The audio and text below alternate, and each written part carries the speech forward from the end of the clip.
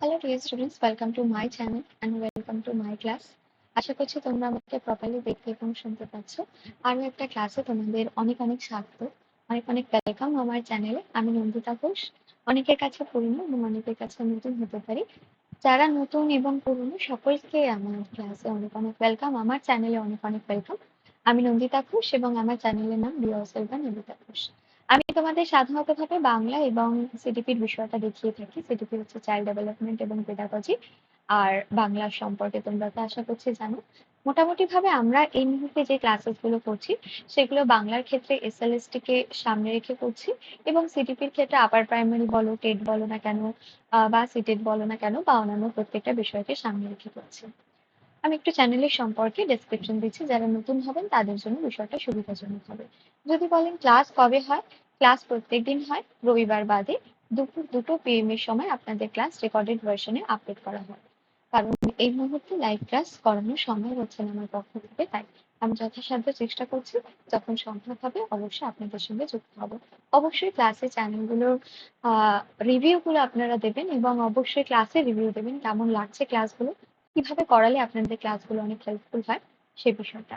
তাহলে কি বললাম, প্রত্যেকদিন আমাদের ক্লাস হচ্ছে, রবিবার দিন আমরা বাদ রাখছি, কোনো কোনো সময় রবিবার দিনও আমাদের ক্লাস দেওয়া হয়ে থাকে। সপ্তাহে 4 দিন আপনারা বাংলায় করে ক্লাস পাবেন। এখানে টেক্সটের বাংলাকে পাবেন, অর্থাৎ 2025-এ এসএলএসটি কে সামনে রেখে নবম দশম শ্রেণীর পুরো প্রিপারেশনটা আপনি এখানে করতে পারবেন। যদি বলেন একাদশ দ্বাদশ শ্রেণীর, একাদশ দ্বাদশের নির্দিষ্ট সেই পাঠ্যটুকুকে কেবল করানো হচ্ছে না, কারণ আমরা হাতে 60 দিনের একটা সময় রেখে চলছি। আমরা জানি যে সেপ্টেম্বরের ফার্স্ট উইকে আমাদের কিন্তু একটা এক্সাম হওয়ার কথা রয়েছে। সেটা যদি ফার্স্ট উইকও না হয়, আমাদের কিন্তু সেকেন্ড উইক বা থার্ড উইকের মধ্যে কমপ্লিট হবে। তো সেখানে দাঁড়িয়ে বৃহৎ একটা বিষয়কে সাজিয়ে সেটাকে ফুলফিল না করার থেকে ছোট একটি বিষয়কে সাজিয়ে ফুলফিল করা আমার বেটার বলে মনে হয়েছে, তার জন্য ডিসিশন।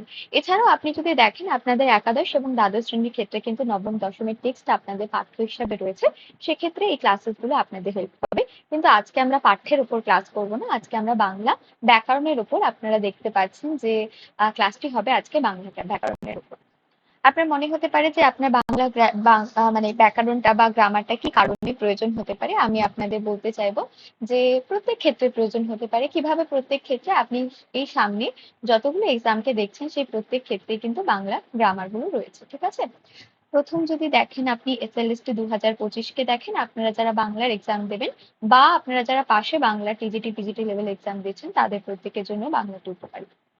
আপনি যদি ডাব্লিউবি টেট দিয়ে থাকেন বা দেবেন বলে ঠিক করে থাকেন, আপনার সেখানে 30 নম্বরে বাংলা থাকে এবং সেখানে হিউজ পোর্শন আপনাদের বাংলা থাকে। আরেকটা বৃহৎ পরীক্ষা সেটা হচ্ছে বিপিএসসি, যেটা আমাদের 4.0, যেটা আমাদের পাশের বিহার রাজ্যে হচ্ছে বা সংগঠিত হচ্ছে। সেখানে আমাদের প্রচুর ক্যান্ডিডেট নিজেরা অংশগ্রহণ করবে, সেটা কিন্তু আমাদের পরীক্ষার ঠিক পরপর লাগোয়া অংশ জুড়ে হবে, এইটুকুনি আমি তোমাদের বলতে পারি, আপনাদের বলতে পারি। একটা ভিডিও করে আমি আপনাদের জানাবো, সেখানে আবার কিছু জনকে মহিলা সংরক্ষণ হিসাবে দেওয়া হয়েছে। আরো কি কি কাজে লাগতে পারে, আপনি আপার প্রাইমারি টেট দিলে সেখানে লাগতে পারে। এবং 5 নম্বর আপনি যদি মিসলেনিয়াস এর ক্যান্ডিডেট হয়ে থাকেন সেজন্য আপনার লাগতে পারে। 6 নম্বর আপনি যদি পঞ্চায়েত লেভেলে পরীক্ষা দিয়ে থাকেন, গ্রামাটিক্যাল দিকে হোক না কেন, প্রত্যেকটা দিকে আপনার গ্রামার গুলো কিন্তু কাজে লাগবে। আপনি উচ্চস্তর থেকে উচ্চস্তর বা আপনি যদি স্কুল লেভেলের ক্যান্ডিডেটও হন না কেন, স্কুল কলেজ ইউনিভার্সিটি প্রত্যেকটা জায়গায় আপনার বাংলা গ্রামার গুলো কাজে লাগবে। কারণ কি, আপনাদের প্রত্যেক জায়গায় কিন্তু বাংলা গ্রামার থাকে। আজকে টপিক কি চলে যাই, আজকে আমাদের 13 নম্বর ক্লাস হবে এবং আজকে একটা নতুন টপিকের ওপর কাজ হবে, সেটা হচ্ছে বাক্য। আপনারা অলরেডি দেখতে পাচ্ছেন আমাদের এটা টপিক, বাক্যের শ্রেণী বিভাগ এবং বাক্য রূপান্তর। মূলত ভাবে বাক্যের শ্রেণী বিভাগ করতে তো আমাদের আসে না, রূপান্তরই আসে। কিন্তু আপনি যখন কোনো একটি বিষয় রূপান্তর করবেন, তার আগে প্রয়োজন বিষয় সম্পর্কে জেনে নেওয়া। নইলে আপনি নির্দিষ্টভাবে বলতেই পারবেন না বা জানেনই না হয়তো যে আমাদের বাক্যর বিভাগ কতগুলি। কিভাবে আমরা বাক্যের শ্রেণী বিভাগকে দেখাবো আজকে, বাক্যকে দুভাগে আমরা ভাগ করব, কিন্তু আজকে নির্দিষ্ট কিছু শ্রেণী বিভাগকে দেখাবো যেখানে আমরা তার রূপান্তরকে দেখবো, ঠিক আছে। আশা করছি বেসিক জায়গাটুকু আপনাদের ক্লিয়ার করতে পেরেছি। অনেকটা সময় নিয়ে আমি প্রথমেই, কারণ আমি চেষ্টা করি যে প্রত্যেকটা ক্লাসের একটা শুরু এবং শেষ থাকুক, অর্থাৎ আপনি যদি আপনার ক্লাসে নতুনও এসে থাকেন, আপনি বিষয়টি সম্পর্কে বুঝতে পারেন যে আমি কি করাতে চাইছি আপনাকে বা কিসের জন্য আপনাকে সাহায্য করছি। মূলত ভাবে আমি আপনার থেকে তো খুব বেশি জানি না, যেটুকুনি জানি আমি বলতে পারি এইটুকুনি, আপনার ভাষার থেকে আমি সহজ ভাষা আপনাকে প্রেজেন্ট করতে পারবো এবং সেটা আপনার দৈনন্দিন জীবন থেকে শুরু করে আপনার প্রত্যেকটা কাজে সাহায্য করবে বলে আমার মতামত। অবশ্যই আমার ব্যক্তিগত মতামত সেটা। সেটা কারোর ক্ষেত্রে সফল হতে পারে, কারোর ক্ষেত্রে সফল নাও হতে পারে। এটা ম্যান টু ম্যান ভেরি করছে। তো চলে যাই ক্লাসে আজকে। সকলকে অনেকবার আবার আবার একবার ওয়েলকাম। এবং অবশ্যই ক্লাসগুলো যদি ভালো লেগে থাকে চ্যানেলটি পাশে থাকবেন। এটা আমার ব্যক্তিগত স্বার্থে তৈরি হওয়া একটা কারণ চ্যানেল, যেখানে মোটামুটি ভাবে আমি চেষ্টা করছি সরাসরি ভাবে আমার স্টুডেন্টদের সাথে কানেক্ট হওয়ার জন্য। আহ এটুকুনি। আর মূলত ভাবে যেটা বলার, এটা আমাদের ফ্রি একটি কস্ট চ্যানেল, যেখানে দাঁড়িয়ে আপনাকে কোনো ধরনের কোনো টাকা স্পেন্ড করতে হয় না এর উপরে, এবং সেগুলো আপনাদের জন্য উপকারে লাগবে। গ্রামারটা আমাদের কাছে ভীষণ খটোমটো বিষয় বলে মনে হয়, আপনার কাছে সহজ ভাষায় আমরা একটু প্রেজেন্ট করার চেষ্টা করবো। আশা করছি আপনার প্রত্যেকটা বিষয় সহজভাবে বোঝার জন্য এবং হেল্প হবে। যদি অবশ্যই হেল্প হয়ে থাকে আমাদের কিন্তু অবশ্যই জানাবেন। চলে আসি টপিকে। আজকে পিডিএফ এর উপর ভিত্তি করে না, আমি আজকে লিখে লিখে আপনাদের পুরো ক্লাসটা করাবো, তাতে আপনাদের বোঝাতে এবং আমারও বোঝাতে কিন্তু সুবিধা হবে। একটু চলে আসি। আপনারা দেখতে পাচ্ছেন আজকে আমরা বাক্য করব। বাক্য আমরা সেই বিশেষ মানে সেন্টেন্সটিকে বলে থাকি, সেন্টেন্সকে তো আমরা বাক্য বলি। অনেকগুলো পদের সমন্বয়ে যখন একজন ব্যক্তি তার মনের ভাবকে সম্পূর্ণরূপে প্রকাশ করতে পারে, তখন আমরা তাকে কি বলে থাকি? বাক্য। মনে রাখবেন, বাক্য কিন্তু শব্দের গঠনে হয় না। বাক্য কিন্তু কিসের গঠনে হয় বলুন তো? পদের গঠনে হয়। পদের সাথে আপনি মানে আপনি যখন বাক্যে কোনো একটি শব্দকে ব্যবহার করছেন, তখন তাকে আমরা পদ বলি। পদ কেন বলি? কোনো একটা শব্দের সঙ্গে যখন আমরা বিভক্তিকে যুক্ত করি তখন তাকে পদ বলি। বিভক্তি এবং শব্দের সম্পর্কে আপনাদের আলাদা করে একটি ক্লাস দেওয়া রয়েছে। আপনি এখানে কি শিখবেন তাহলে? আপনি এখানে বাক্যকে চিনতে শিখবেন প্রথমে, এবং তারপরে তার রূপান্তর করবেন। এবং ক্লাসেস গুলো আপনার কি জন্য দরকারি হবে আমি সেটুকুনি আপনাকে জানিয়েছি। এবার আমরা ক্লাস করব। বাক্য কি জিনিস আমরা সকলেই জানি। আমরা যখন নির্দিষ্ট কোনো কথার দ্বারা বা শব্দ বা পদের দ্বারা নিজের মনের ভাবকে প্রকাশ করছি, তখন তাকে আমরা বাক্য বলছি। এক্ষেত্রে কি মনে রাখতে হবে? যে বাক্যে ব্যবহৃত শব্দগুচ্ছ কিন্তু কখনোই শব্দগুচ্ছ বলে পরিগণিত হয় না, তাদেরকে আমরা পদ বলি। পদ কোনগুলো হয় অনেকের কাছে ক্লিয়ার না হতে পারে। আপনি বিশেষণ, বিশেষণ, সর্বনাম, অব্যয়, ক্রিয়া, এই 5টি যে বিষয়কে দেখে থাকেন, এগুলো কিন্তু আমাদের পদের মধ্যে পড়ে। সেখানে আপনি বিভিন্ন নামজাতক বিশেষ্যকে দেখবেন, বিশেষণকে দেখবেন, অব্যয়কে দেখবেন যেটা কোনো ধরনের লিঙ্গ ভেদে, কাল ভেদে যার কোনো পরিবর্তন হয় না তাকে দেখবেন, ক্রিয়া অর্থাৎ কাজকে দেখবেন। বিভক্তির ক্ষেত্রে আমরা 2 ধরনের বিভক্তিকে দেখতে পারি, শব্দ বিভক্তি এবং ধাতু বিভক্তি। ক্রিয়া ছাড়া বাদবাকি সকল বিভক্তির শেষে কিন্তু আমাদের শব্দ বিভক্তিকে যুক্ত হতে দেখা যায়, এবং ধাতু বিভক্তি যুক্ত হতে দেখা যায় সাধারণত ভাবে ক্রিয়ার সাথে। ক্রিয়ার সাথে কেবলমাত্র ধাতু বিভক্তিকে যুক্ত হতে দেখা যায়, এবং নতুন শব্দ গঠনে সেটা আমাদের সহায়তা করে। ক্লিয়ার? বিভক্তি সংখ্যা আমাদের বাংলায় কিন্তু বেশি থাকে না।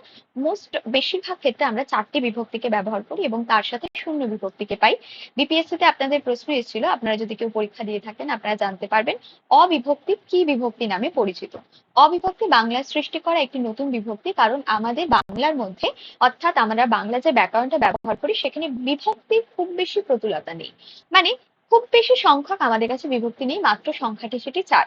সেখানে এ, র, এভাবে বিভক্তিগুলো আমরা কিন্তু ব্যবহার করে থাকি। ঠিক আছে? তো সেখানে দাঁড়িয়ে একটি বিভক্তি। মনে রাখবেন, অবিভক্তি কোনো একটা সাইনকে প্রেজেন্ট করে না, এটা কিন্তু শূন্য বিভক্তি রূপে পরিচিত। এটা আপনাদের শর্ট কোশ্চেনে আসতে পারে, যারা বাংলার জন্য পরীক্ষা দিচ্ছেন তাদের জন্য বলছি। অবশ্যই শর্ট কোশ্চেনের জন্য ইম্পর্টেন্ট। এইবারে আমরা যেটা আলোচনা করব সেটা হচ্ছে বাক্যের কথা। বাক্য কি হয়, কি দ্বারা গঠিত হয়, কিভাবে বাক্যের শব্দ বা পদ গঠন হচ্ছে, কোন বিভক্তি যুক্ত হচ্ছে, আমরা একটু সাধারণ ছোট্ট কথায় বলে দিলাম। এইবারে যেটা বলবো সেটা হচ্ছে যে আমাদের বাক্য, তাই তো? বাক্যের বিভাগ সম্পর্কে আমরা একটু কথা বলবো। প্রচুর বাক্য আমরা সাধারণ বাংলায় ব্যবহার করে থাকি। তার মধ্যে আমরা 2 ধরনের বাক্যকে পাই। কোনো দিক থেকে আপনি কোনো একটি বাক্যকে অর্থগত দিক থেকে বিচার করতে পারেন। আচ্ছা, তুমি কি আজকে ক্লাসটা করেছো? আমি যদি আপনাকে এই কথাটা জিজ্ঞেস করি, আপনাকে বুঝতে হবে আমি আপনাকে প্রশ্ন করছি কোনো একটা বিষয়। তখন কি হচ্ছে, বাক্যের ইন্টারনাল বা অর্থগত বিষয়কে আপনি দেখার চেষ্টা করছেন। কিন্তু কিছু কিছু বাক্য আছে সেগুলোকে আমরা রূপগত দিক থেকে দেখার চেষ্টা করি। তার মানে কি রূপগত বাক্যের অর্থ নেই? অবশ্যই আছে। রূপগত মানে আমি গঠনগত দিক থেকে কোনো একটি বাক্যের ব্যাখ্যা করার চেষ্টা করছি। সেটি সরল হতে পারে, সেটি যৌগিক হতে পারে, এবং সেটি কোথাও গিয়ে জটিলও হতে পারে। এর ওপরেই আমরা আজকে কাজটি করব, ঠিক আছে? এবং এর রূপান্তর গুলোই মূলত ভাবে আপনাদের কাছে আসে বা পরীক্ষা আসে। মূলত গঠনগত বা রূপগত দিক থেকে আমরা বাক্যকে 3 ভাগে ভাগ করে থাকি। বাক্য সম্পর্কে ধারণা ক্লিয়ার? বাক্যের বিভাগ 2 ভাবে হওয়া সম্ভব, একটি অর্থগত দিক থেকে, একটি রূপগত দিক থেকে। রূপগত মানে কি, আমি দেখতে কিরকম। 3 সংখ্যাটাকে দেখতে কিরকম দেখুন তো। 3 সংখ্যাটাকে এরকম দেখতে, তার মানে এটার বাইরের বাহ্যিক একটা দৃষ্টিভঙ্গি দিয়ে আপনি তাকে বিচার করছেন। যদি সংখ্যায় 3 না ধরে গণনায় 3 ধরেন, আপনাকে কিন্তু 1 2 3 করে গুনতে হবে। বিষয়টা সেরকমই। আমি যদি বাক্যের গঠনগত দিক থেকে প্রেজেন্ট করি, ৩ ভাগে আমরা বাক্যকে দেখতে পারি: সরল, যৌগিক, জটিল। অনেক জায়গায় মিশ্র বাক্যের উল্লেখ করা হয়ে থাকে, কিন্তু আমাদের ডক্টর সুনীতি কুমার চট্টোপাধ্যায়ের মতানুসারে মিশ্র বাক্যর সাথে জটিল বাক্যের একটা সংমিশ্রণের ফলে এটা কিন্তু তৈরি হয়েছিল। সাধারণত ভাবে তিনি সেটিকে যৌগিক বাক্যের অন্তর্গত একটি বাক্য হিসাবে পরিগণিত করেন। আমি একটু ভুল হতে পারি, এদিক ওদিক হতে পারে নামের ক্ষেত্রে। তো সেক্ষেত্রে আপনি মনে রাখবেন এই মোটামুটি ৩টি বাক্যই আপনার কাছে আসে, মিশ্র বাক্য সাধারণত ভাবে আসতে দেখা যায় না, ঠিক আছে? এবং অর্থের গত দিক থেকে যে বিষয়টা আছে সেখানে আপনি দেখবেন আপনাকে কে কেউ রিকোয়েস্ট করছে, কোনো একটা বিষয়ের জন্য অনুরোধ করছে, দয়া করে আপনি যদি সরে দাঁড়ান আমার যেতে সুবিধা হয়। এই যে দয়া করে কথাটা আমি ব্যবহার করলাম, আপনি জানবেন এটি কিন্তু একটু অনুজ্ঞা সূচক বাক্যর মধ্যে পড়ছে, যেখানে আমি আপনাকে অনুরোধ করছি। সেরকম আদেশ হতে পারে, কাউকে প্রশ্ন করা হতে পারে, কোনো জায়গায় বিষাদ হতে পারে, কোনো জায়গায় রস্য হতে পারে। এরকম প্রত্যেকটা বিষয় কিন্তু যখন আপনি আর্থিক বলছি অর্থগত দিক থেকে বিষয়কে ব্যাখ্যা করছেন, সেটা অর্থগত দিকে, সেটা আমরা অন্য একটি ক্লাসে আলোচনা করব, ঠিক আছে? পরের ক্লাসে হয়তো আপনাকে অনুষঙ্গে আলোচনা করব। প্রথমে আমরা জেনে নেব সরল, যৌগিক এবং জটিল বাক্য কি জিনিস হয়।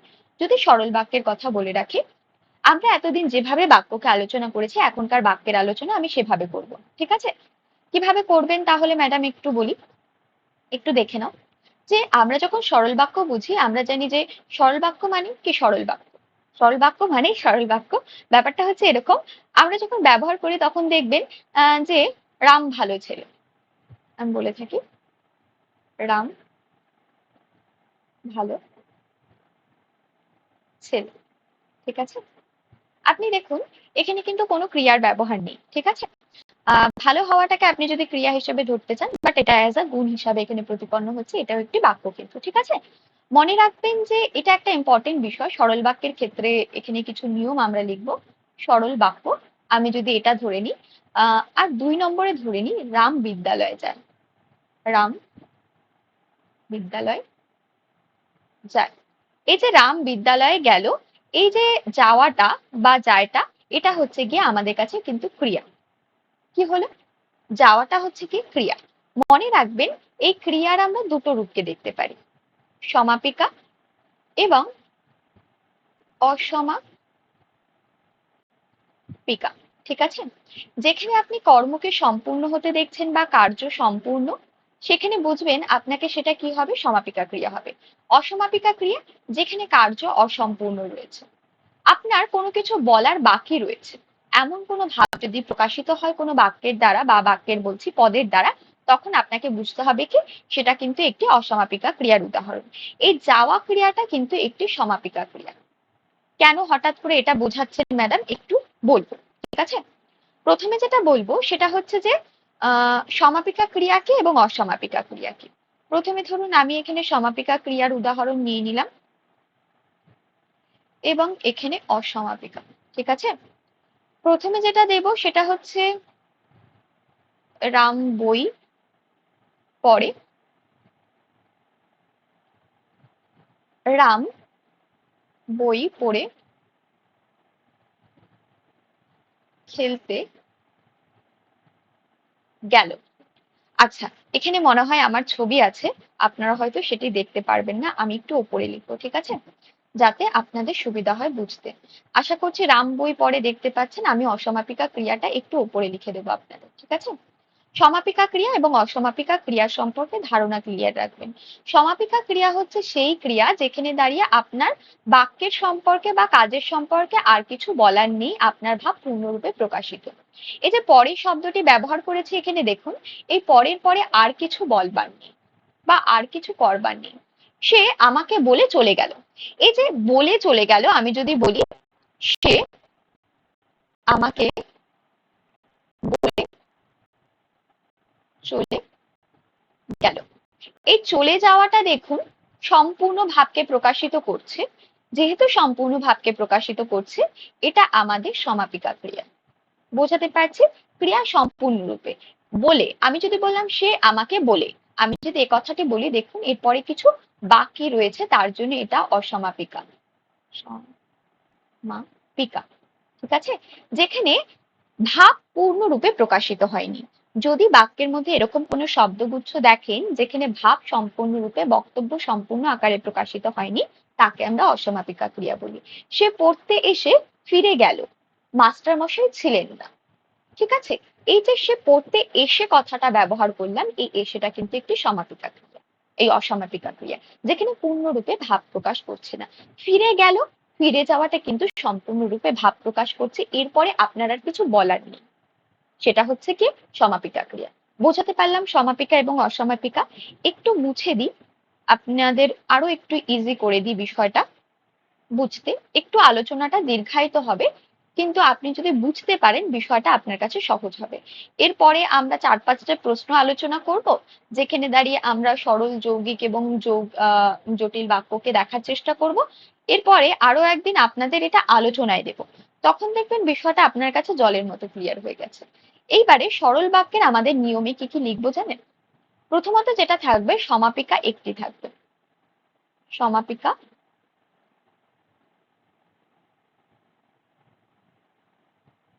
একটি। 2, অসমাপিকা ক্রিয়া একের অধিক হতে পারে, অধিক হতে পারে। তার সাথে সাথে কি মনে রাখবেন বলুন তো? এখানে কোনো অব্যয় বা সাপেক্ষ সর্বনামের ব্যবহার আপনি পাবেন না, নামের ব্যবহার বা সংযোজক আপনি ব্যবহার করতে পাবেন না। যদি না পেয়ে থাকেন, আপনাকে বুঝতে হবে সেটা কিন্তু আমাদের সরল বাক্যের মধ্যে পড়ছে। এবারে আপনার এরকমও হতে পারে যে কোনো একটি বাক্যের মধ্যে নির্দিষ্টভাবে ক্রিয়া নেই। যদি কোনো একটি বাক্যে দেখেন যে ক্রিয়া নেই, এরকম ভাব যদি কোনো বাক্যের মধ্যে দেখা যায়, তাহলেও কিন্তু আপনাকে বুঝতে হবে সেটা কিন্তু সরল বাক্য। ম্যাডাম বুঝলাম না, উদাহরণ দিন। গোলাপ সুন্দর ফুল। আপনি কিন্তু এখানে সমাপিকা এবং অসমাপিকার একটা জায়গাকে খুঁজে পাচ্ছেন না, আপনি যদি খুব ভালো করে দেখেন। আমরা তো পরিচয় সেভাবেই করব সরল বাক্যকে, যে সরল বাক্য কি হচ্ছে, সমাপিকা ক্রিয়া থাকবে একটি, একের অধিক যদি সমাপিকা ক্রিয়া থাকে আপনি জানবেন সেটি হয় জটিল নইলে যৌগিক বাক্য হচ্ছে। কখনোই সরল বাক্যের ক্ষেত্রে একের অধিক সমাপিকা ক্রিয়া হবে না। সে বিদ্যালয় থেকে এসে বা মাঠে খেলতে গেল, আমি যদি এই কথাটি বলে থাকি, এই যে এসে একটি অসমাপিকা ক্রিয়া। এখন যদি বলি সে মাঠ থেকে ফিরে এলো, সে বিদ্যালয়ে গেল, আমি যদি এই কথাটা বলি, দেখুন মাঠ থেকে ফিরে এলো একটা ভাব এবং বিদ্যালয়ে গেল আরেকটি ভাব, এটি কিন্তু কখনোই সরল বাক্য হবে না, কারণ এখানে দুটি বাক্যই স্বতন্ত্রভাবে ব্যবহার করতে পারছে এবং শেষে ব্যবহৃত দুটো ক্রিয়ায় কিন্তু সমাপিকা ক্রিয়া হচ্ছে। মনে রাখবেন, সরল বাক্যের ক্ষেত্রে একটি মাত্র সমাপিকা ক্রিয়া হবে। কোনো ধরনের অব্যয়ের ব্যবহার, অব্যয় বলতে আপনারা কি বোঝেন? যদি অব্যয় না বুঝে থাকেন, অবশ্যই অব্যয়ের ক্লাসটা একটু দেখে নেবেন, এখানে করানো রয়েছে। আমরা 4 ধরনের মোটামুটি ভাবে অব্যয়কে পাই। আমরা 4 ধরনের বলতে 4টি বিভাগ থাকে অব্যয়ের মধ্যে, বিভিন্ন বিভাগকে পাবেন সেখানে। সমুচ্চয়কে পাবেন, পদোন্নয়ীকে পাবেন, অনন্যয়ীকে পাবেন, এই ধরনের প্রচুর অব্যয়ের উদাহরণ আপনি পাবেন। তো সেখানে না এরকম উদাহরণ পাবেন যেখানে কিন্তু কিন্তু কিন্তুকে পাচ্ছেন, হইতেকে পাচ্ছেন, থেকেকে পাচ্ছেন, যে সেকে পাচ্ছেন, যখন তখনকে পাচ্ছেন, হেনকে পাচ্ছেন, পাড়াকে পাচ্ছেন, এই ধরনের প্রচুর অব্যয়ের উদাহরণ পাবেন। মূলত ভাবে অব্যয় কোনগুলো? যেগুলো আপনার কাল ভেদে, লিঙ্গ ভেদে, যার কিন্তু কোনো ধরনের কোনো পরিবর্তন হয় না, যেটা অ্যাজ ইট ইজ বাক্যের মধ্যে থাকে, এরকম ধরনের কোনো উদাহরণ কিন্তু আপনি কি পাবেন না, সরল বাক্যের ক্ষেত্রে ব্যবহার করতে পারবেন না। তিনি এমনই সুন্দর যেমন একটি সন্ধ্যা তারা, বা তার নীরবতা ঠিক সন্ধ্যা তারার মতো। এই যে ঠিক কথাটা এখানে ব্যবহার করলাম, দেখুন ঠিক কথাটির ব্যবহার্য এখানে একটু অন্যরকম এবং একটি বাক্য অন্য বাক্যের উপর ডিপেন্ডেবল রয়েছে। এই বিষয়গুলো আপনাকে কিন্তু ধরতে হবে আপনি যখন বাক্যের নির্ণয় করছেন। আপনি হঠাৎ করে মনে হতে পারে, ম্যাডাম আমি তো বাক্যে রূপান্তর করবো, আমার রূপান্তর আসবে, আমি বাক্যকে কেন বুঝবো? আপনি একটি বাক্য কোন জায়গায় উপস্থিত রয়েছে, মানে সেটি সরল না জটিল, সেটি না বুঝলে আপনি অন্য একটি বাক্যে রূপান্তর করতে পারবেন না। গোলাপ সুন্দর ফুল, আমি যদি এটি বলে থাকি, আপনি এটাকে সরল বা যৌগিকে করতেই পারবেন না আমি যতক্ষণ না বুঝতে পারছেন যে এটি একটি সরল বাক্য। আপনি খুঁজতে থাকবেন, আচ্ছা ক্রিয়া নেই, ক্রিয়া নেই, তাহলে কোন বাক্যের মধ্যে পড়তে পারে, এটা আপনার প্রথম প্রশ্ন হবে। আপনি জেনে রাখবেন যে বাক্যে ক্রিয়া থাকছে না সেটা কিন্তু অবধারিত ভাবে আপনার সরল বাক্যের উদাহরণ হবে। বুঝাতে পারলাম আমি? কি কি দেখলাম তাহলে সরল বাক্যের ক্ষেত্রে? আরো এরকম প্রচুর উদাহরণ আপনি পেতে পারেন। তিনি বিদ্যালয় থেকে এসেছেন, রাম প্রত্যেকদিন বিদ্যালয়ে যায়, রাস্তা দিয়ে গাড়ি চলে, এই ধরনের প্রচুর উদাহরণ আপনি সরল বাক্যে পাবেন। মনে রাখবেন একটি মাত্র সমাপিকা ক্রিয়া থাকবে যেখানে ভাব সম্পূর্ণরূপে প্রকাশিত হচ্ছে, একের অধিক অসমাপিকা ক্রিয়া থাকতে পারে যেখানে ভাব মানে সম্পূর্ণরূপে প্রকাশিত হচ্ছে। এই বিষয়গুলো আপনাকে সরল বাক্যের ক্ষেত্রে মনে রাখতে হবে। সরল বাক্যের সমস্ত বিষয় আমরা দেখানোর চেষ্টা করলাম। মূলত ভাবে অব্যয়ের ক্ষেত্রে কিন্তু, তাই, যেন তেন, তাই প্রকার, হেন ধরনের, তুমি আসলে তখন আমি যাব, তুমি গেলে আমি যাব, এই ধরনের যে সে যখন তখন, অর্থাৎ আমাদের সাপেক্ষ সর্বনাম এই জাতীয় কোনো বিষয়বস্তু আপনি সমাপিকা ক্রিয়ার ক্ষেত্রে ব্যবহার হতে দেখতে পারবেন না। ঠিক আছে, বোঝাতে পারলাম আশা করছি। এইবারে আমরা যেটায় যাব সেটা হচ্ছে গিয়ে জটিল বাক্য। জটিল বাক্য কিরকম হয়ে থাকে বা যৌগিক বাক্য কিরকম হয়ে থাকে, দুটোই একসঙ্গে আমাদের বোঝানো সম্ভব বা দেখানো সম্ভব। কিরকম ভাবে একটু দেখে নিই। একটু জটিল বাক্যের ক্ষেত্রে আমরা যাই। যদি জটিল বাক্যের কথা বলে থাকেন, তো জটিল বাক্যের ক্ষেত্রে আমরা মূলত ভাবে দেখতে পারি একের অধিক সমাপিকা ক্রিয়া থাকে। একের অধিক সমাপিকা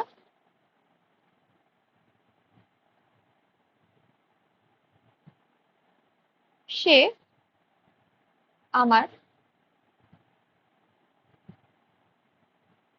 বাড়িতে খেয়েছে, তবে বলতে ভুলে গেছে যে,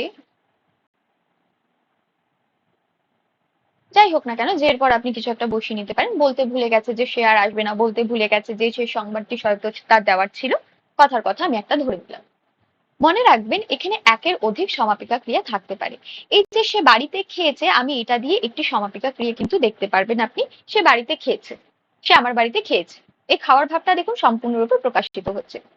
এইবারে এই যে ভুলে গেছে, দেখুন সে বলতে ভুলে গেছে, বলতে একটি অসমাপিকা ক্রিয়া। তার মানে কি বুঝতে পারলেন, এখানে অসমাপিকার ব্যবহার হবে। এক নয়, একের অধিকও হতে পারে। ঠিক তেমনই ভাবে একের অধিক কিন্তু সমাপিকা ক্রিয়ার ব্যবহার হতে পারে, একের অধিক অসমাপিকা ক্রিয়ার ব্যবহার হতে পারে। ভুলে গেছেও একটি সমাপিকা ক্রিয়ার মধ্যে পড়ে। ঠিক আছে, কিন্তু এখানে যা থিঙ্ক ইজ, আমি তো বুঝলাম একের অধিক ম্যাডাম সমাপিকা ক্রিয়া পড়ে। দ্বিতীয় যেটা মনে রাখবেন, একের অধিক আমাদের কি হবে, একের অধিক কিন্তু অসমাপিকা ক্রিয়া থাকছে। একের অধিক অসমাপিকা ক্রিয়া পাবেন। তার সাথে সাথে যেটা পাবেন সেটা হচ্ছে ৩ নম্বরে আমরা অব্যয়কে পেতে পারি, যেখানে দাঁড়িয়ে একটি ভাবের সাথে অন্য ভাবকে আপনি যুক্ত হতে দেখতে পাচ্ছেন, এবং তার সাথে দেখবেন বাক্য খণ্ডগুলি বা বাক্যাংশগুলো কি হবে বলুন তো, একের ওপর অন্যের ওপর নির্ভরশীল। একের অন্যের ওপর নির্ভরশীল। উদাহরণ কি হতে পারে, যদি তুমি আসো তাহলেই আমি যাব। এই যে যদি এবং তাহলের ব্যবহার, এটা কিন্তু সাপেক্ষ সর্বনামের এক ধরনের ব্যবহার। এছাড়াও তুমি যেহেতু এরকম কাজ করেছো, তাই আমার এহেন ব্যবস্থা নেওয়া। এই যে যেহেতু এবং এহেন কথাটা ব্যবহার করলাম, এগুলো কিন্তু এক একটা অব্যয়ের মধ্যে পড়তে পারে বা সাপেক্ষ সর্বনামের মধ্যেও তুমি ব্যবহার করতে পারো। মূলত ভাবে যেটা দেখতে হবে যে একটি খণ্ড বাক্যের সাথে আরো একটি খণ্ড বাক্য যুক্ত হতে পারে, বা একটি প্রধান বাক্যের সঙ্গে একের অধিক খণ্ড বাক্য যুক্ত হতে পারে। যাই হোক না কেন, মনে রাখতে হবে এই প্রত্যেকটি খণ্ড বাক্য অন্য একটি খণ্ড বাক্যের উপর নির্ভরশীল। সে সৎ, কিন্তু সে বলে ওটাকে কি বলে, সে গরিব কিন্তু সে সৎ। কিন্তু তোমাকে বুঝতে হবে যে আমরা এখানে সংযোজক ব্যবহার করব। ঠিক আছে, সংযোজক কোথায় ব্যবহার করব বলতো, মূলত অব্যয়ের ক্ষেত্রে ব্যবহার করব। কিন্তু কথাটা যখন ব্যবহার করব তখন সেটা যৌগিকের মাত্রা পাবে।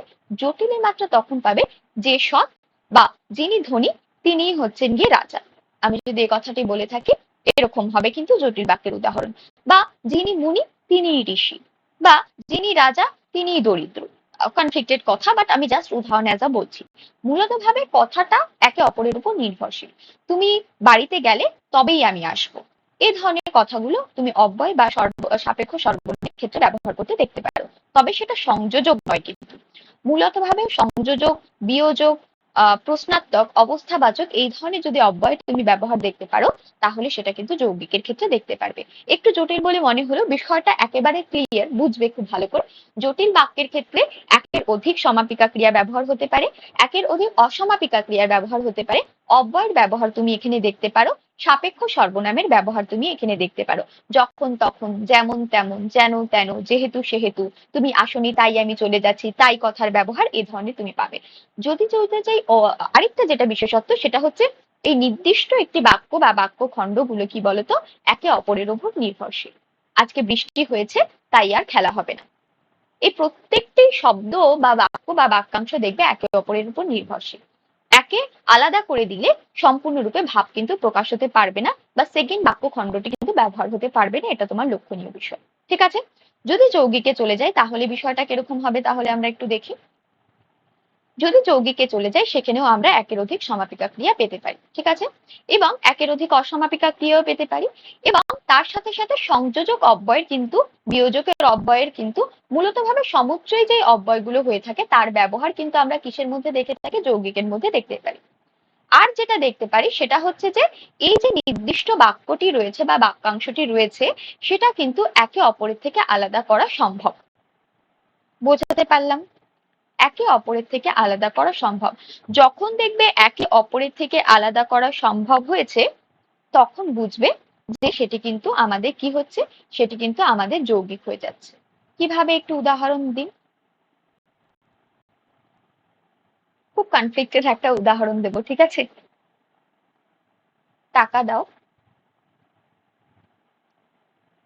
চাকরি পাবেন।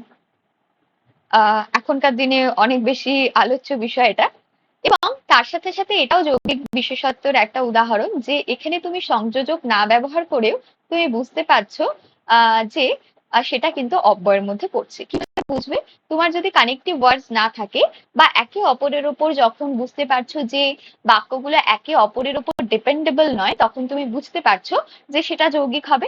এছাড়া যেটা বুঝতে পারছো যে সংযোজক ক্রিয়া ছাড়া বা সংযোজক অব্যয় ছাড়াও কিন্তু যৌগিক বাক্যের কিন্তু ব্যবহার সম্ভব, এটা একটা উদাহরণ। আরেকটা কি, বাক্যের স্বতন্ত্র ব্যবহার। বাক্যের বা স্বনির্ভরতা কথাটা এক্সাক্ট হতে পারে। কিরকম স্বনির্ভরতা? আজকে আলোচনাটা একটু আলোচনা সাপেক্ষ। নিমপাতা খেতে তিতা হলেও কিন্তু সারা জীবনের জন্য উপকারী, এটুকুনি বোঝাতে পারি তোমাদের আমি। যদি ক্লাসটা আত্মস্থ করতে পারো তুমি আর কোনোদিনও বাংলা বাক্যের সম্পর্কে তোমার মনে কখনো প্রশ্নচিহ্ন হবে না। যদি প্রশ্নচিহ্ন হয় আবার রেকর্ডেড ভার্সনে ক্লাসটা দেখে নিও, এইটুকুনি আমি তোমাকে বলতে পারি।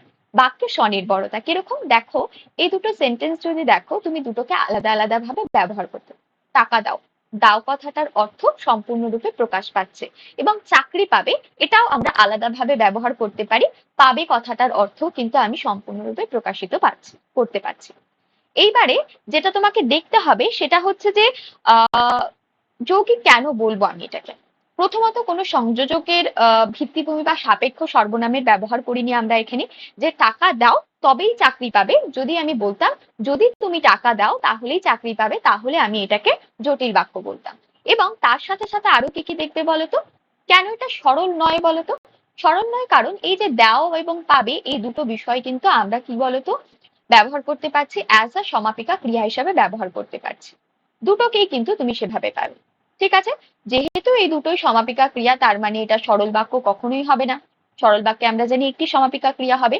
যদি জটিল হতো তাহলে এই দুটো একে অপরের উপর ডিপেন্ডেবল হতো। আমি বলতাম যদি তুমি টাকা দাও তাহলেই চাকরি পাবে, টাকা দাও চাকরি পাবে, দেখো দুটো কথাকে আমরা আলাদাভাবে ব্যবহার করতে পারি। একের উপর অন্যভাবে কোনোটি নির্ভরশীল নয়, নিজে নিজে ব্যবহারে সক্ষম, স্বনির্ভর। তার জন্য এটা কিন্তু কখনোই জটিল হবে না, এটা কিন্তু একটি যৌগিকের উদাহরণ হবে। যৌগিকের ক্ষেত্রে তাহলে কি কি মাথায় রাখতে হবে? একের অধিক সমাপিকা ক্রিয়া হতে পারে, একের অধিক অসমাপিকা ক্রিয়া থাকতে পারে, সংযোজকের ব্যবহার থাকতেও পারে, নাও থাকতে পারে। আমি এখানে কি বলতে চাইছি, দুটো শব্দকে ব্যবহার করার জন্য আমি সংযোজক ব্যবহার করতেই পারি, কিন্তু কথাটি ব্যবহার করতে পারি, বা অন্যান্য কোনো ধরনের শব্দগুচ্ছ ব্যবহার করতে পারি। কিন্তু তুমি যদি ব্যবহার নাও করো সেক্ষেত্রেও তুমি সেটাকে প্রেজেন্ট করতে পারবে। ঠিক আছে, আমি এইটুকুনি বোঝাতে চাইছি। মানে মাস্টার মশাই গরিব কিন্তু তিনি কখনো খারাপ কাজ করেন। আমি যদি এই কথাটি বলে থাকি, তুমি যদি উদাহরণটা খুব ভালো করে দেখো, আমি কিন্তু দিয়ে দুটো বাক্যে যোগ করেছি, অর্থাৎ যৌগিক বাক্য তৈরি করেছি। কিন্তু তোমাকে এটা বুঝতে হবে যে দুটো বাক্য দেখো কিন্তু সরিয়ে দিলেও তুমি একা একা ব্যবহার করতে পারছো। যে মাস্টার মশাই গরিব, মাস্টার মশাই গরিব কথাটা তুমি যেভাবে ব্যবহার করতে পারো, দেখো মাস্টার মশাই গরিব কথাটির মধ্যে কিন্তু সরল বাক্যের একটা প্রতিফলন রয়েছে, অর্থাৎ প্রথমটি সরল বাক্য হয়ে গেল, এবং দ্বিতীয়টি কি বলছে, কিন্তু তিনি কখনো খারাপ কাজে সংযুক্ত হননি। তিনি কখনো খারাপ কাজে সংযুক্ত হননি, এটাও কিন্তু অ্যাজ আ সরল বাক্যে তিনি কখনো খারাপ কাজে সংযুক্ত হননি। হননি কথাটা সম্পূর্ণ একটি সমাপিকা ক্রিয়া রয়েছে, এটাকে আমরা সরল হিসাবে নেব। দুটো সরল বাক্য দিয়ে আমরা একটি যৌগিক বাক্য কিন্তু গঠন করতে পারি। ঠিক তেমনই ভাবে দুটো জটিল বাক্য দিয়েও যেরকম গঠন করতে পারি, জটিল জটিল দিয়ে তুমি গঠন করতে পারো একটি যৌগিক বাক্যকে, ঠিক তেমনই ভাবে একটি সরল এবং একটি জটিল বাক্য দিয়েও কিন্তু আমাদের যৌগিক বাক্যকে গঠন করতে পারো। বিষয়টা অনেক বেশি গোলাটে বলে মনে হলেও বিষয়টা যদি তুমি আত্মস্থ করতে পারো, একটু যদি বুঝতে পারো, বিষয়টা তোমার কাছে অনেকখানি ক্লিয়ার হবে। তোমার অনেকের মনে হতে পারে যে আমি এত বছর ধরে সাধারণভাবে সরল বাক্য, যৌগিক বাক্য বা জটিল বাক্যকে চিনে রেখেছি, কিন্তু দিয়ে আলাদা করলে আমাদের যৌগিক হবে, যেন তেন দিয়ে হলে সেটা জটিল হবে, আর হচ্ছে কি সরল হলে সরল হবে। তার কি এতগুলো ব্যবহার জানা প্রয়োজন? অবশ্যই প্রয়োজন যখন তুমি রূপান্তরে করবে। কারণ আমরা যখন রূপান্তর করতে যাই, আমি যদি বলে থাকি গোলাপ ফুলটি সুন্দর, তোমাকে যদি হঠাৎ করে আমি জিজ্ঞেস করি, বিশ্বাস করো তোমরা যদি 10 জন থাকো তার মধ্যে 2 জন হয়তো উত্তর দিতে পারবে গোলাপ ফুল সুন্দর বাক্যটি কোন বাক্যের মধ্যে পড়ে। এটা কিন্তু একটি সরল বাক্যের উদাহরণ। জানবে যে ক্রিয়া যদি না থাকে কোনো বাক্যের ক্ষেত্রে, অবধারিত ভাবে সেই বাক্যটি কিন্তু সরল বাক্যের উদাহরণ হয়। তো এই সমস্ত বিষয় কিন্তু জানা প্রয়োজন। যদি না জেনে থাকো, ময়ূরটি সুন্দর এ কথাটি যদি বলে থাকি, রাস্তাটি সুন্দর, বাড়িটি সুন্দর, ছেলেটি যাচ্ছে, এই যে ছেলেটি যাচ্ছে তোমার হঠাৎ করে মনে হতে পারে সরল বাক্যই তো, কিন্তু তুমি তাকে এক্সপ্লেন করে তবুও দেখবে ছেলেটি যাচ্ছে, এই যে ছেলেটি যাচ্ছে, যাচ্ছে কথাটা কন্টিনিউয়াস চলছে, বাট দ্য থিং ইজ ভাবটি কমপ্লিট হচ্ছে। ঠিক আছে? এবং তুমি যদি বলো ছেলেটি যখন যাচ্ছিল তখন বৃষ্টি পড়ছিল, এই যে যখন তখন কথা ব্যবহার হলো তখন কিন্তু জটিল হয়ে গেল। আবার যদি যৌগিকের ব্যবহার করি, তখন ছেলেটি যাচ্ছিল কিন্তু তখনই বৃষ্টি পড়ছিল, আমি যদি এভাবেও যুক্ত করতে চাই, তখনও কিন্তু আমরা সেটাকে অ্যাজ এ যৌগিক হিসেবে ব্যবহার করতে পারি। রূপান্তরটা আমাদের মূলত ভাবে দেখতে পারবো, এবং এক্ষেত্রে জানিয়ে রেখে বাচ্চার মতো এখানে কোনো পরিবর্তনই, অর্থাৎ সরলের ক্ষেত্রে আমরা যৌগিক করতে পারি, জটিল করতে পারি, জটিলের ক্ষেত্রে সরল এবং যৌগিক করতে পারি, যৌগিকের ক্ষেত্রে সরল এবং জটিল করতে পারি। অর্থাৎ প্রত্যেকটা বিষয়ের পরিবর্তন প্রত্যেকটা ক্ষেত্রে আমরা কিন্তু করতে পারি। এবং অবশ্যই প্রত্যেক ক্ষেত্রেই তো সমস্ত সময় সমস্ত বাক্যের রূপান্তর হওয়া সম্ভব হয় না, কিছু কিছু ক্ষেত্রে কর্তা বা কর্মীর এদিক ওদিক থাকে, কিন্তু তোমরা মূলত ভাবে করতে পারবে। আশা করছি তোমাদের যৌগিক, জটিল এবং আমাদের যেই সরল বাক্য আছে তার বিষয়বস্তু আমি তোমাদের বোঝাতে পেরেছি। একটু যদি উদাহরণে ফেলো, বিষয়টা হয়তো তোমার কাছে অনেকটা বেশি ক্লিন হবে।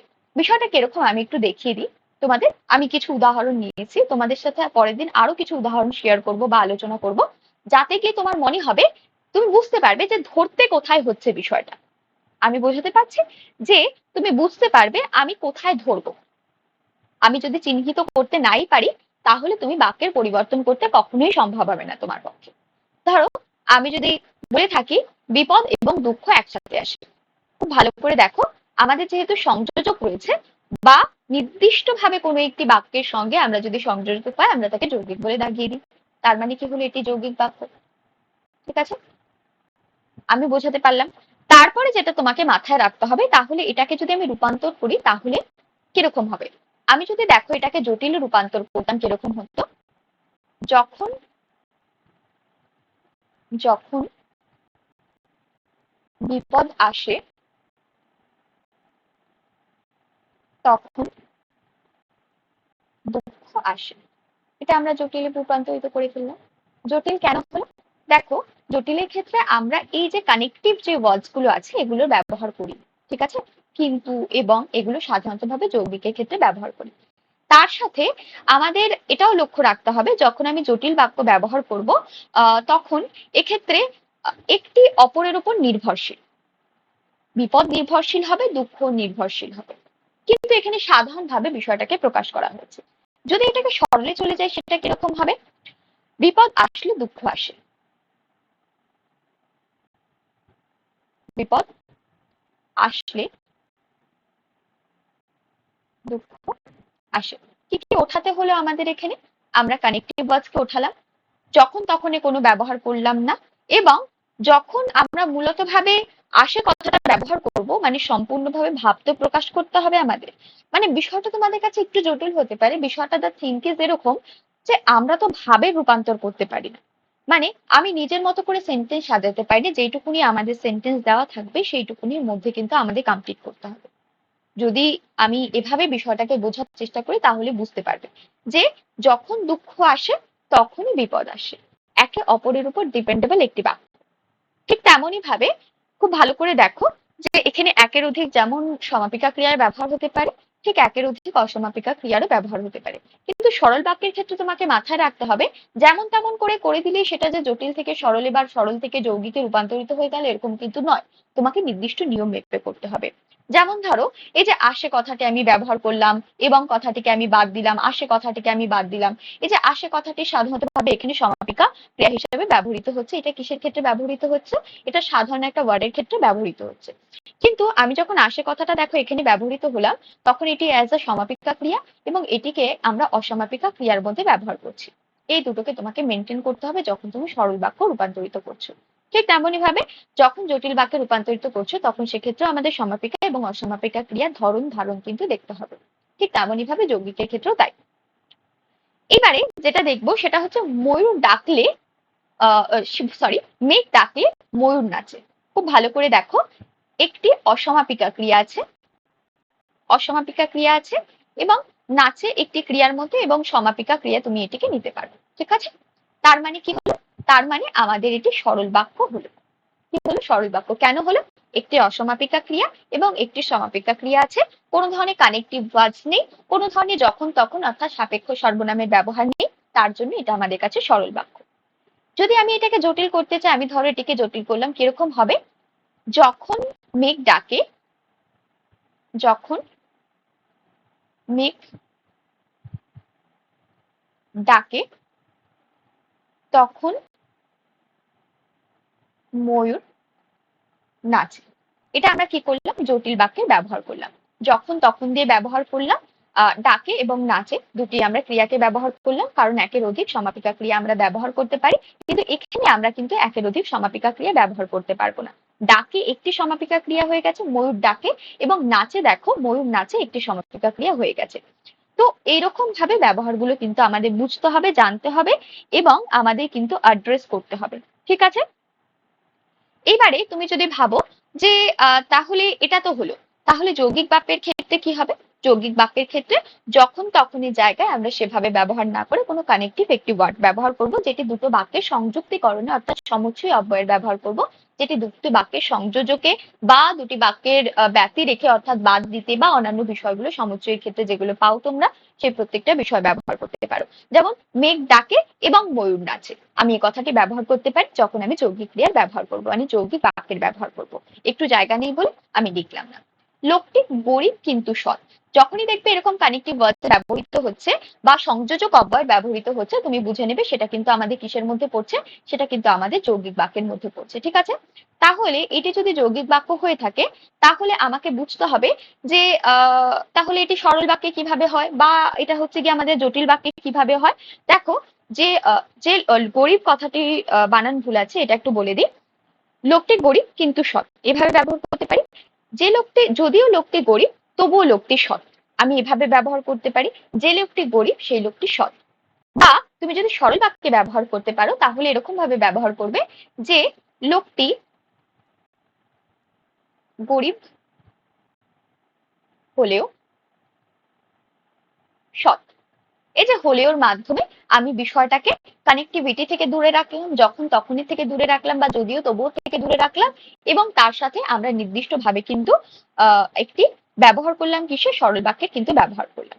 বিষয়টা হচ্ছে কি এরকম, তোমাকে ব্যবহারটা শিখতে হবে। আস্তে আস্তে বিষয়টা আরো ক্লিয়ারেন্সের দিকে যাবে যখন তুমি একের অধিক উদাহরণ কিন্তু পাবে।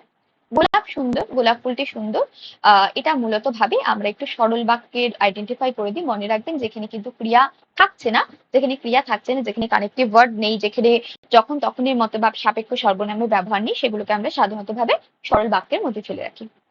আচ্ছা, এই অবধি ক্লাসটা মনে হয় অনেকটা বড় হয়ে যাবে। এই অবধি সকলের আশা করছি ক্লিয়ার বিষয়বস্তু। আমরা কি কি দেখানোর চেষ্টা করলাম?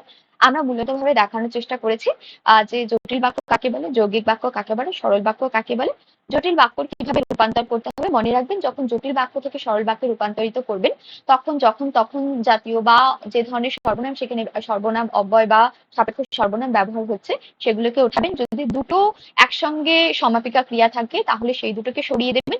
যদি একসঙ্গে একের অধিক অসমাপিকা ক্রিয়া থাকে সেটা ব্যবহার রাখতে পারেন যদি সরল বাক্যে রূপান্তরিত করতে চেষ্টা করেন। যদি যৌগিক বাক্যের ক্ষেত্রে সে একই রিউ সংযোজক জাতীয় কোনো ধরনের অব্যয় ব্যবহার করলে সেটাকে সরিয়ে দেবেন। কিন্তু দেখবেন যে একে অপরের উপর নির্ভরশীল কিনা, বাক্য দুটি স্বাধীনভাবে ব্যবহার হতে পারছে কিনা। যদি বাক্য দুটি স্বাধীনভাবে ব্যবহার হতে থাকে অবশ্যই সেটা যৌগিক। যদি একে অপরের উপর ডিপেন্ডেন্ট হয় তাহলে সেটা জটিল হবে।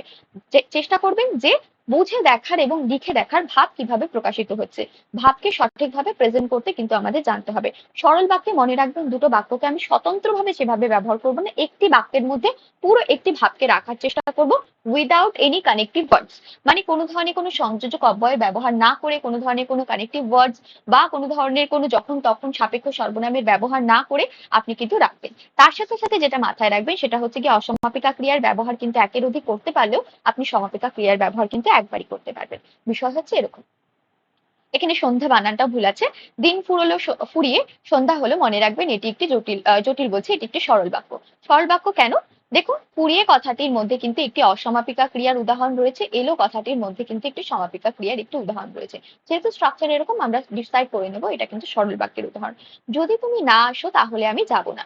যদি এবং তাহলে